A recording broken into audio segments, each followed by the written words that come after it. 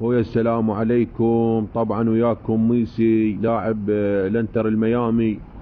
ما ادري يعني استاذ اسي متعلي النوبه، حتى ما قدرنا نصعد للدوري. وهسه انا خابراني ديفيد نيكام يقول لي تعال لي، تعال خذ الورقه مالتك مال التقاعد. قلت له شنو تقاعد يش؟ قال شا خلصنا بعد ماكو طوبه.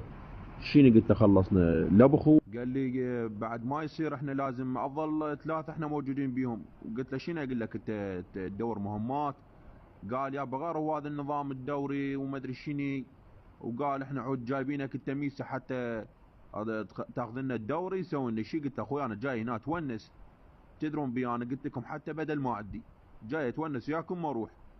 وانتم يعني شو اسوي لكم؟ ما تقول لي يعني انتم فريق ايش تعال لي شو هذا. بكام انفعل وقام يصيح لي بالتليفون يفشر انه بالفروخ يمي. قبل سديته بوجهه. خابر انا على الرصيد. قال ميسي اذا كضك ماكو الا امل صداناته. قلت له شنو انت ما تقول لي ابو الباكي بخير تعال لي؟ قلت له معانيك كانها طاسه مال جص. ضحكوا الولد قال دول يا يمه. قلت له بوسكس والبه. قال انا لكم. قلت له انت كون بخير اطلع انا جايك بالست انا والولد.